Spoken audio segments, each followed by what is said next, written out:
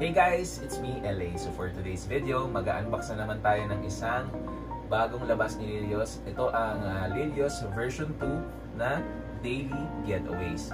So huwag na nating patagalin at buksan na natin. So tingnan na natin ang ating box number 1. So ang unang nakuha natin guys, ang pangalan niya ay Firefly Night. Ayan yung itsura niya. Tapos, may kasama rin siyang maliit na accessories. Ito yun. Mabigat yung figure. Tignan natin. Uy, ang ganda naman nito guys. Oh, napaka-chill lang ni Lilios dito. At nakaupo siya sa parang dahon na may ilaw. Ito guys, ito yung kasama niya na maliit. So hindi na natin ilalagay yan dahil baka mawala. Pero ang ganda ng pagkakaporma niya dito, napaka-relax lang. Tapos pagka nilagay niyo siya sa lapag, yan yung itsura niya. At ang nakuha natin guys, ang pangalan niya ay Summer Breeze. So ito yata yung negro, no? Yung negro na Lilios. So meron siyang stand na parang nakalagay sa sand. So kailangan natin yan buksan dahil siyempre nakatayo siya dyan. Uy! Hala, ano nangyari? Akala ko may natanggal. Meron nga natanggal. So ito guys yung nasa kamay niya. Mukhang walain pero ilalagay pa rin natin. So, mukhang nakakabit naman. Yan. Meron siyang hawak na cup na may bird. Actually yung nakikita ko dito na itsura niya para siya si One Piece na Luffy. Kasi nga naka-hat siya. Pagka kinostom niyo to, maganda to. One Piece. Ang nakuha natin guys ay Chilling in the Park. So ito yung itsura niya. Ayan, nakakabit na natin ng maayos. Nakakatayo na siya. Chilling in the Park. Ayan, meron din siyang stand. Yun yung una niyang black hair eh. Oo, na Lilios. Pero meron din siyang big figure na black hair. Hindi, wala. Wala, di ba? Wala. Ayan. Ay, hindi. Si yung isa pala. So ito yung itsura niya guys pagka binuksan ninyo. May hawak siyang, ewan ko anong inumin yan. Coke yata yan eh. So ilalagay natin siya. Tapos, parang naka-jumpsuit siya dito eh. Yun na nga eh. Oo. Hindi nila na-appreciate pero maganda yung tsura niya dito. Para lang talaga siyang nag-chill sa park. Pero ang ganda. Ayan. So ilalagay niyo lang siya dito.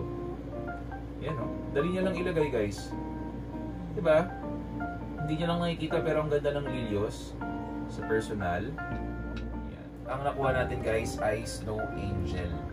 Ayan. So, Snow Angel, medyo mabigat siya. Tignan natin sa sabi mo saan. Uy, kaya pala siya mabigat. Kasi ang laki niya. At nakahiga siya. Hindi siya nakatayo guys. Nakahiga siya ganyan. Ayan yung itsura niya. So, yung itsura niya dito parang pagpasko na. Kasi ready na siya. So, bagay na bagay siya sa Lilios ng Christmas, no? So, itatabi niyo siya sa Lilios ng Christmas kung meron kayo nun. Tapos, yung likod niya ay flat. Tapos pagka tinignan nyo, actually yung head niya na to, parang kapares ng kulang namin na malaking figure, di ba? So, ito yung itsura niya sa personal. So, lagyan na natin si Snow Angel. Ayan. Ang nakuha natin guys ay Puppy Time. So, si Puppy Time, cute din yan. At ang itsura niya dito, ang parang makikita ko sa kanya, parang yung astronaut. Pero, syempre, nakapajama siya dyan. Dahil mukhang pantulog niya yung itsura niya. Uy, ang ganda ni Lilios dito guys. Ayan o. Naka-chinelas ang lolo mo. At, ayan o. Ganda o. Parang naka-hoodie. Ang cute na ito guys. Yung mga mahilig sa cute, panalo to sa kanila, I'm sure. Ayan. Nakaupo lang siya. Sobrang relax lang. Wala na siyang stand. Ang nakuha natin ay si Green Mustache. So, meron siyang accessories na kasama. Hindi ko alam kung para saan ito. Alam ko na, galing oh. Meron siyang pang stand. Para just in case na ayaw niya gumagalaw screen mustache. Eh, meron siyang pang hold. Brainy na sila ngayon. Usually kasi ginagawa nilang gumaganon-ganon. Nahuhulog yan. So ngayon, naisipan nila, lagyan nga natin ng pang tukod. Yan yung itsura niya. Ganda. Yan oh. Tapos meron siyang pakpak sa likod. Ganda ng details, pati yung color combination nito. No? Para siyang yung nakaupo rin na malaking figure, pero yung green kasi. So ito naman yung maliit. Kape-kape. Sir O, kape-kape. Yan. Magugustuhan niya to. So, yan. Gumagalaw talaga siya. Accessories. Meron siyang tatlong accessories. Isang stand, isang pandilig, at isang dinidiligan. No? So, yung plant. So, ang pangalan nito guys ay Little Gardener. Mukhang maganda to guys. Ang isa pang mabigat sa kanya, tingnan nyo. Ang kanyang desikan. Grabe. Parang ano, bato. So, check na natin. Si Little Gardener ay may stand. At mukhang interactive kaya at nalalagay yata eh. Ayan, nakahood din siya dito. Oh, pwede niya lagyan ng tubig sa likod. Cute. Oo, cute. Hindi lang niya na nakikita, pero guys, ang ganda ng gilios.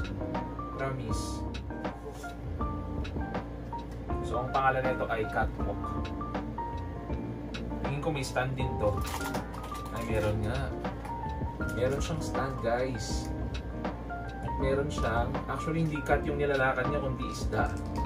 Kasi siya na daw yung cat. So, yan. Uy. Ayos. So, naglabas ng Ziga Pussycat. Ito yung Lilios Pussycat. Yan guys yung itsura niya. So, try natin ilagay na sa kanyang sabi. Galing. O, diba? Sakto-sakto sa pwesto. Ganda ng garden. Yeah. Ganda, diba? Ayan, yung itsura niya. So, ito na yung last natin. Si Ziga Pussycat. Ay, si Ziga Pussycat. Si Lilios Pussycat. Maliban sa maraming accessories, maganda rin yung itsura niya. Yung pangatlo, ito guys. No? So, yun yung top 3 ko. Ito, yung mustache. Tapos itong gardener. Tapos itong naka-black hair. So, kung nagustuhan nyo guys ang ating unboxing video, huwag nyo kalimutan mag-like, subscribe, at mag-share ng ating YouTube channel. So, paano guys? Bye-bye! Yun! Luta.